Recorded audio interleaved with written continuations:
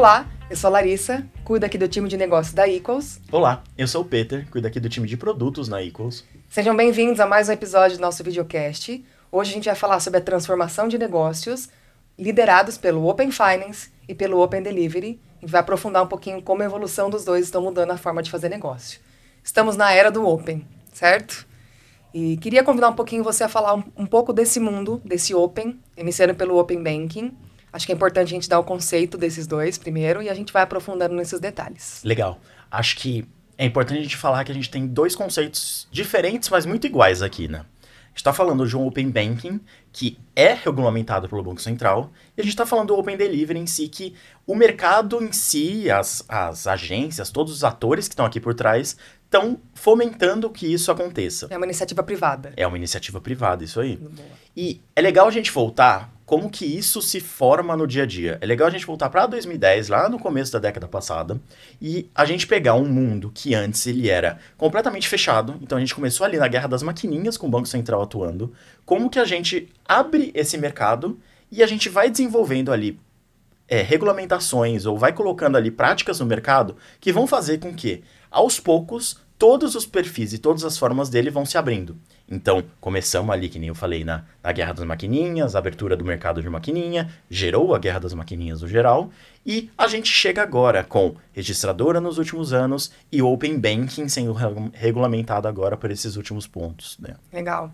Acho que a importância da gente falar sobre isso, né, é como essa possibilidade, né, de ter um mercado mais aberto possibilita novos modelos de negócios, novas entradas de participantes nesse modelo, que era muito concentrado, né? Então, acho que queria que a gente falasse um pouquinho da importância da abertura desse mercado, tanto para quem consome esse dado, para quem pode ser entrante, né? Oferecer um serviço para isso, e como que a gente tem visto aí essas novas entradas. Acho que seria legal a gente conversar um pouquinho sobre isso. Legal, legal.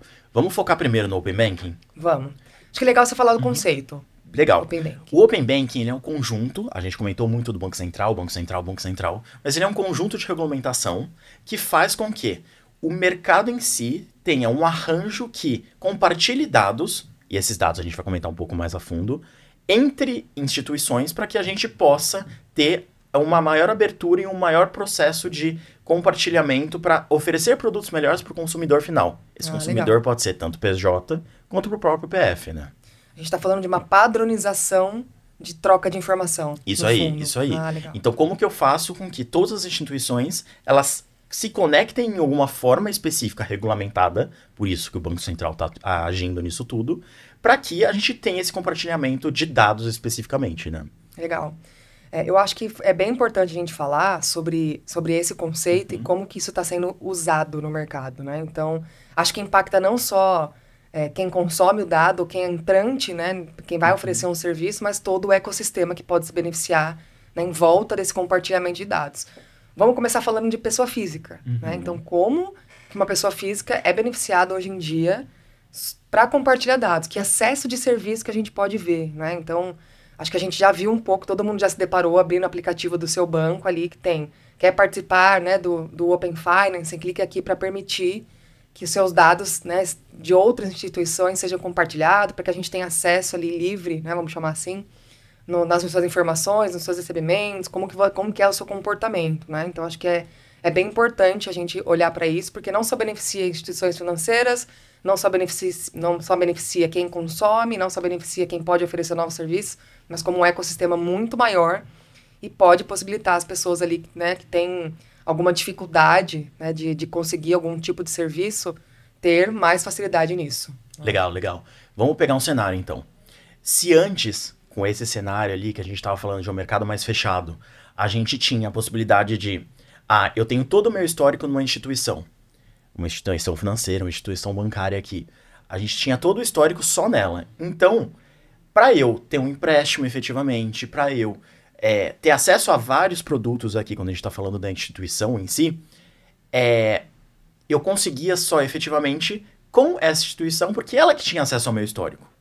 A partir do momento que eu concedo, eu tenho esse ambiente aqui do Open Finance no mercado, eu consigo não só pegar com uma instituição todo esse processo, todos esses produtos, ter essa contratação efetivamente, como também pegar os dados de outras instituições em si. Então isso me faz com que eu tenha taxas melhores, se eu estou falando de um produto que trabalha com um nível de taxa, eu posso contratar seguros diferentes, eu posso contratar N formas ali de cartão, empréstimo e qualquer outro ponto que eu não fico só atrelado a uma instituição. Eu vou aumentar a competição no mercado em si. Legal. Eu acho que esse ponto de personalização de serviços que podem ser oferecidos é um ponto extremamente importante quando a gente fala de abertura, né, de mercado, quando a gente fala de Open Finance, né? Então, você tocou num ponto muito importante, que é, se eu estou buscando um seguro, né, de vida, seja um seguro qualquer, né?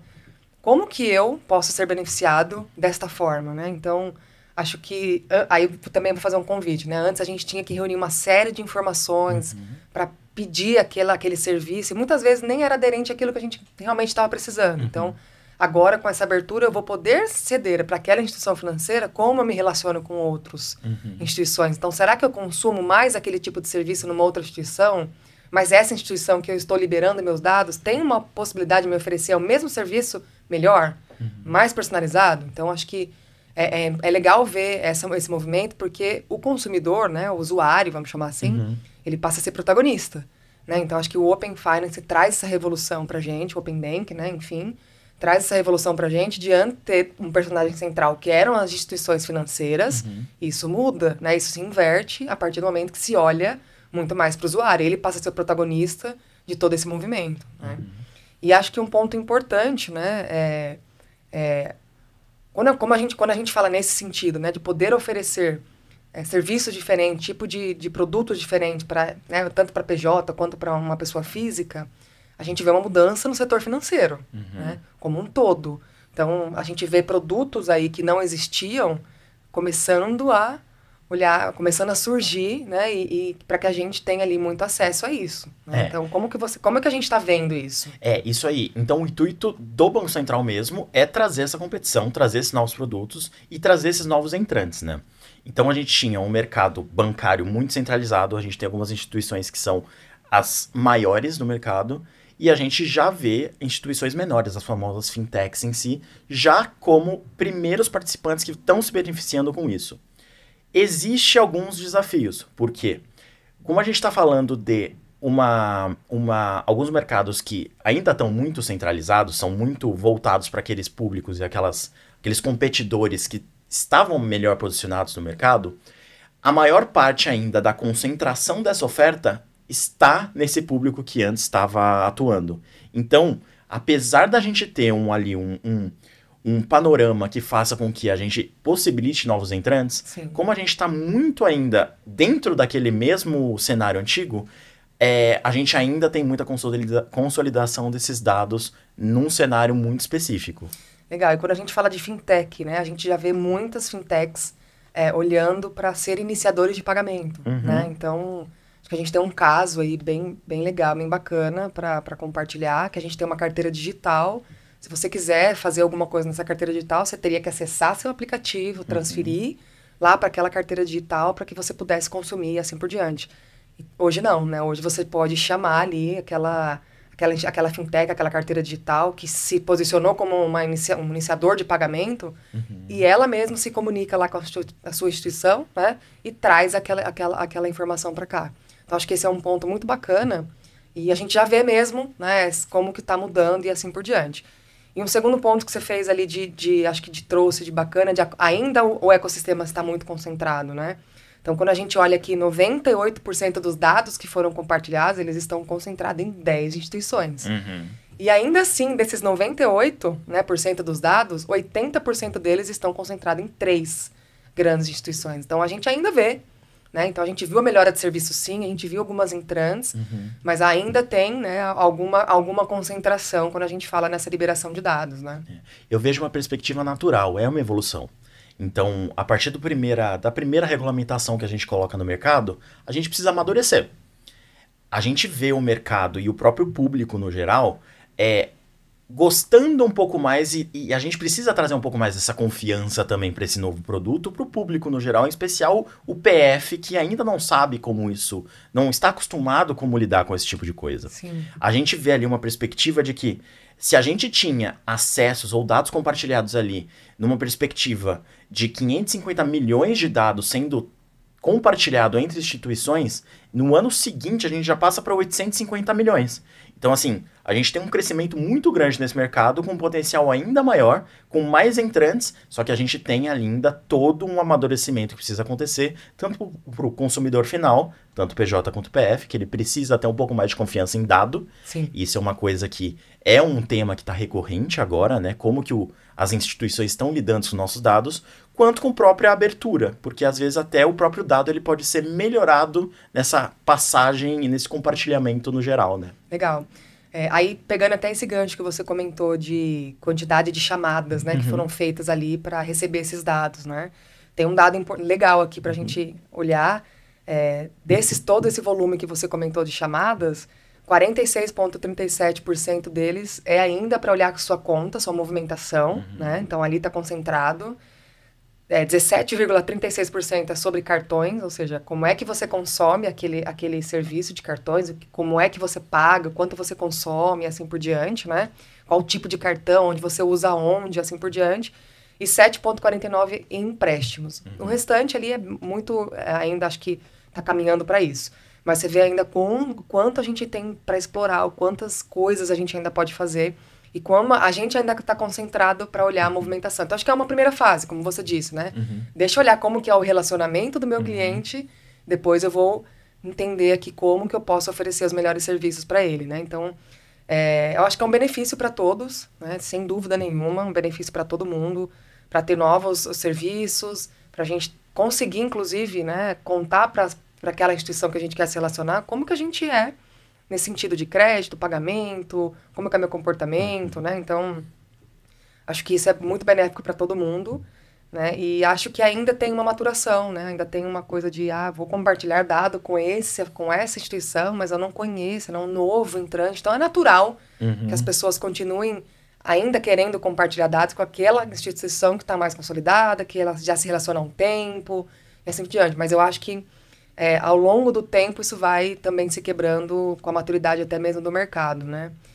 E eu vi também um ponto ali que tem espera-se, tá? Que até 2025, né, tenha 60 milhões de pessoas adeptas liberando dados pro Open Finance, né? Então, é muita gente compartilhando dados. Então, imagina o que a gente pode fazer com isso, né? E acho que olhando para um outro ecossistema, né? Não só para produtos, serviços que a gente pode oferecer, tem uma série de outras coisas que a gente pode, né, contar ali para a turma, como que se beneficiam, né? Acho que uma delas a gente pode até trazer para o que a gente vive aqui, né? Que é olhar para essa conciliação e assim por diante. Então, imagina a facilidade que isso que você não traz aqui, né? E com certeza a gente está olhando para isso, né? A quantidade de dados que a gente pode receber, a quantidade de dados que a gente pode fornecer ali para um cliente que esteja precisando dar mais visão sobre isso também. Inclusive, a gente falou sobre dados no episódio anterior, bem bacana, se quiser conferir, tá aqui no nosso canal, tá? Acho que pegando um ponto muito bom até dessa estrutura, quando a gente fala de ampliar os dados que a gente tem acesso, a gente também fala de ter uma dificuldade maior de gerir esses dados, né? Então, acho que até no que a gente está fazendo e que a gente pode tirar proveito, a gente está falando exatamente disso. Como que a gente pode facilitar esse processo como um todo. Então, como que a gente pode, efetivamente, como conciliador, como empresa que participa disso, ter uma forma mais natural para que a gestão de tudo isso seja mais prática, né? Com certeza. Muito bacana. E, Lari, acho que tem um ponto muito importante para a gente falar. Qual que é a segurança, que tipo de dado, efetivamente, a gente está falando quando a gente está falando de Open Banking, sabe? Sim, importante a gente falar sobre isso, né? Mas o que eu queria trazer para reflexão é que quando a gente vai pedir algum serviço, né, na nossa instituição, a gente precisa compartilhar algum dado, né? Então, quem nunca aqui foi em algum lugar e falou, eu quero 6 meses da sua conta de extrato, preciso 3 meses de olerite, né? Que é a comprovação de renda, preciso de uma certidão de negativação que você não tem, enfim. Então, acho que de alguma forma a gente já compartilhava esses dados. Acho que a gente está levando para um cenário que fica mais fácil, né? Que a gente consiga compartilhar melhor, que a gente consiga ter mais velocidade, né? E que a velocidade também é importante nesse momento, né? Então, acho que a gente tira também a gente traz, aliás, para esse movimento, né, uma questão operacional que a gente, né, acho que é importante também comentar, Que é, imagina aquela quantidade de papel ali sendo analisada pelas pessoas que demoravam muito tempo. Então, quem tem um pouquinho mais, quem é mais, né, vamos dizer assim, um pouco mais velho ali, vai lembrar de quanto tempo demorava uma análise, porque você tinha que levar uma série de documentos, demorava às vezes 6 meses para você ter uma resposta, 3, 4 meses.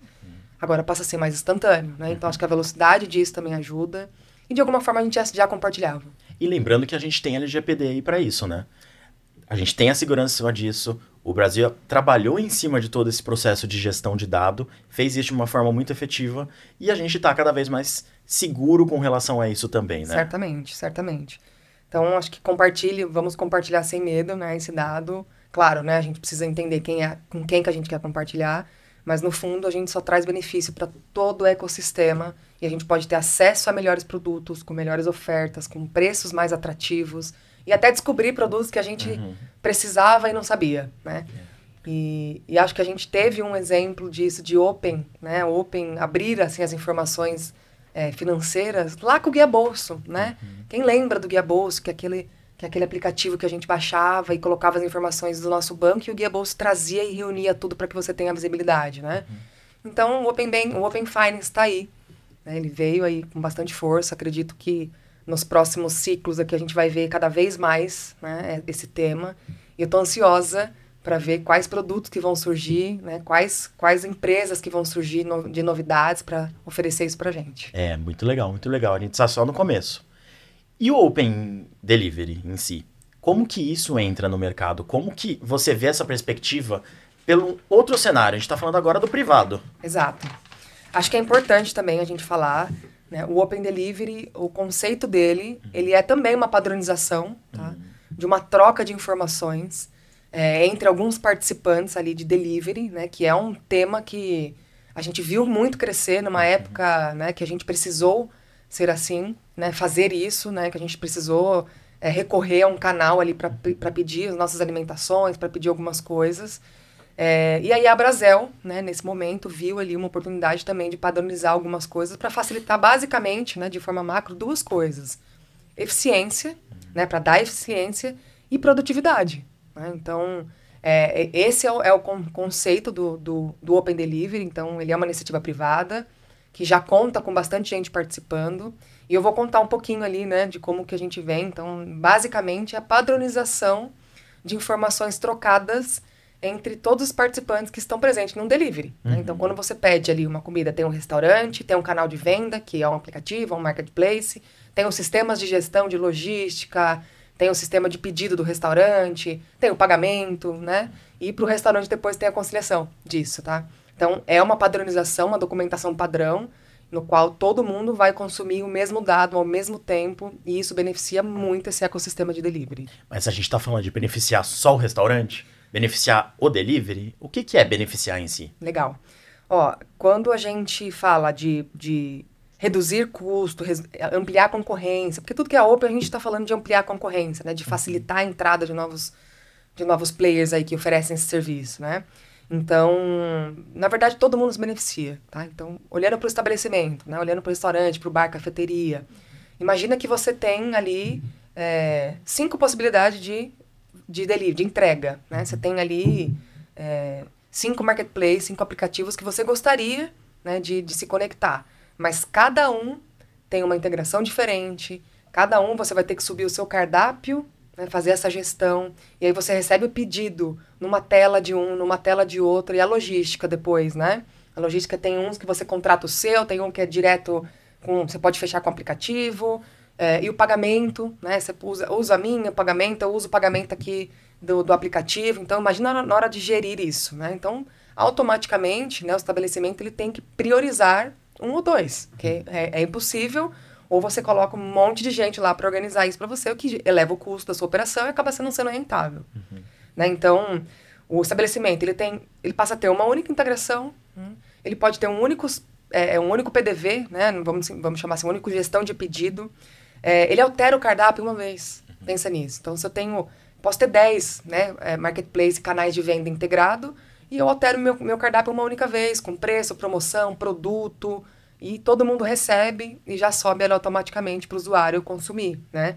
E ele pode ter mais canais de venda, né? Então, acho que esse é um é um movimento muito claro ali para o estabelecimento por que faz sentido, né? No consumidor, então, tô entendendo que eu tive várias experiências de pedir no aplicativo e receber aquela mensagem. Ah, eu não tenho esse produto. Consegue pedir outra coisa? Eu posso te mandar isso daqui? Isso é muito frustrante, né? É muito ruim. Então, acho que pensando numa cadeia que se beneficia com tudo, então isso passa a não acontecer, porque eu altero uma vez só meu cardápio, digo que aquele produto está disponível, acabou, né? Todos os canais de venda que eu estou plugado, eles automaticamente também já não liberam o pedido. Olhando para software de gestão, né? PDV, RP, adquirentes, ponto de venda e assim por diante, também era uma dor para essas empresas, porque eles precisavam integrar. Toda vez que o cliente deles falava, olha, agora eu quero vender nesse aplicativo. Ah, não tem integração ainda, né? E aí tinha que fazer. E muitas vezes ali tinha uma aderência para alguma região, para algum público. Então, imagina a quantidade de integrações que os sistemas de gestão têm que fazer. Então, uma vez feito isso, todo mundo aderindo, é uma vez só, né? Todo mundo está no mesmo padrão de informação. Isso passa a ser muito mais econômico para as empresas ali de software, de gestão e assim por diante. E as adquirentes, por sua vez, né? Pensa que eles podem mudar um pouco a forma de negócio. Então, o adquirente ele pode acrescentar, né, na sua maquininha um ponto de venda. Então, que passa todo mundo se comunicar da mesma forma e já sobe ali para o restaurante que o pedido foi pago, está aqui, né, se conectou direitinho. Então, acho que todo mundo gera mais agilidade, a possibilidade de entrada de novos players e assim por diante. Sem contar a livre concorrência. Né? Então, quando você permite a livre concorrência, naturalmente você eleva o nível de serviço.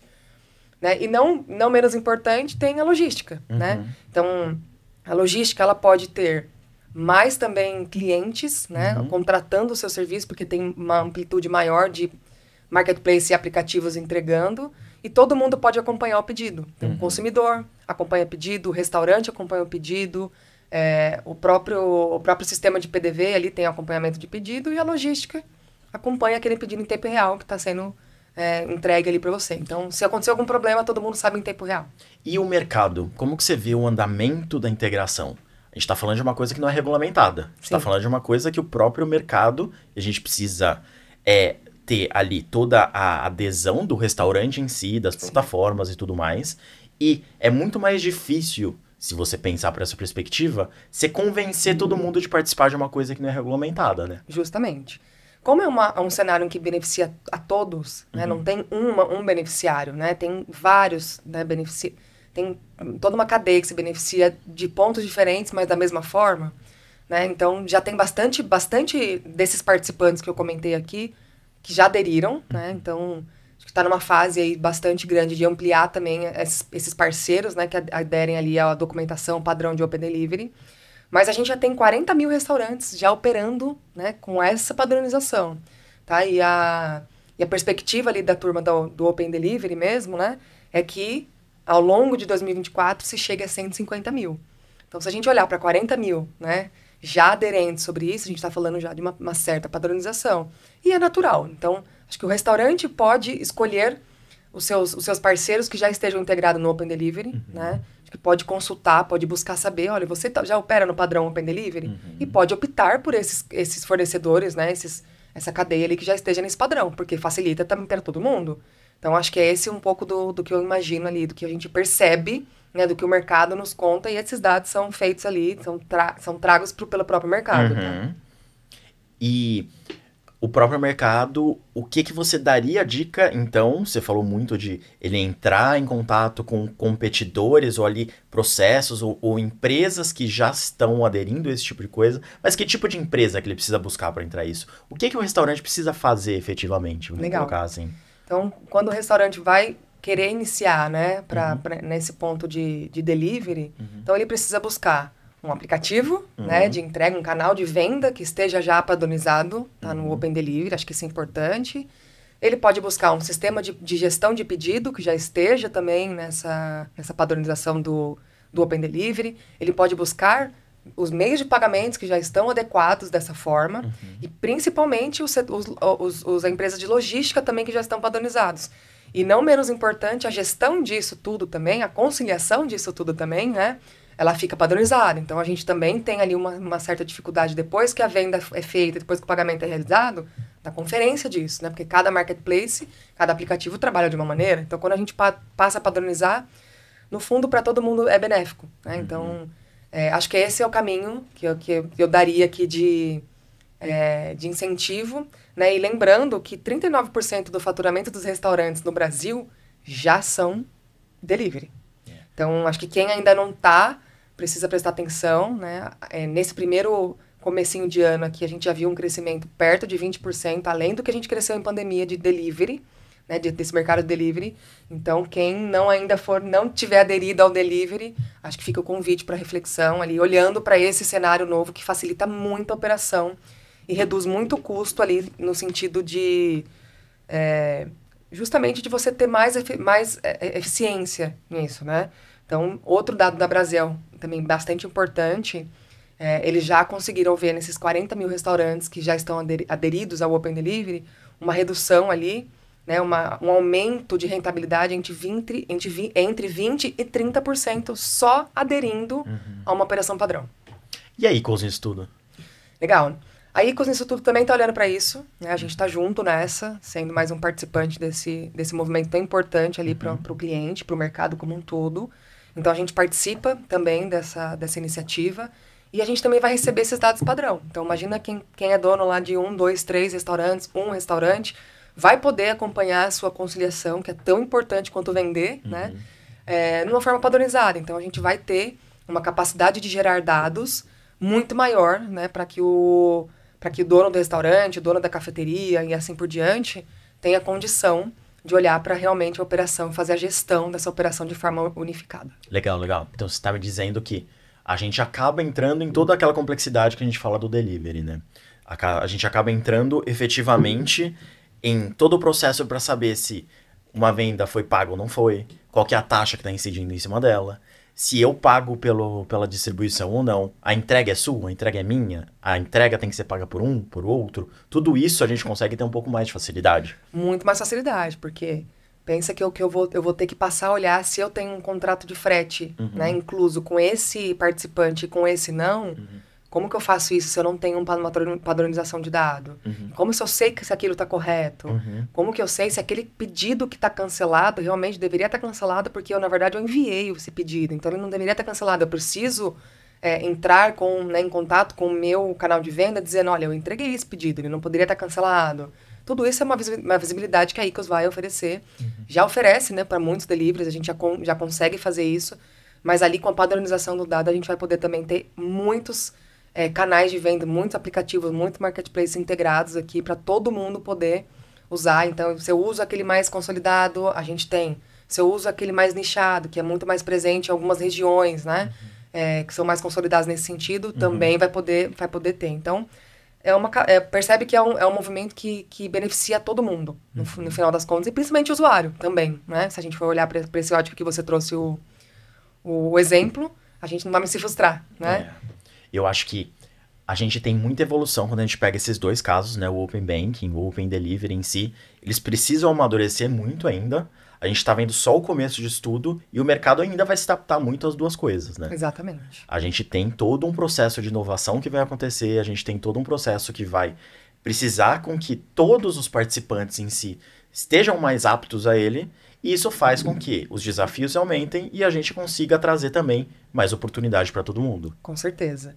E aí a gente deixa realmente as empresas fazendo aquilo que elas sabem fazer, né? Então, e o resto a gente cuida daqui. Acho que esse é um ponto importante e a gente vê uma personalização muito grande. Então, o delivery, você vai poder se comunicar melhor com o seu cliente, vai poder entender o que ele quer e diminuir aquelas pessoas que ficavam no operacional conferindo pedido.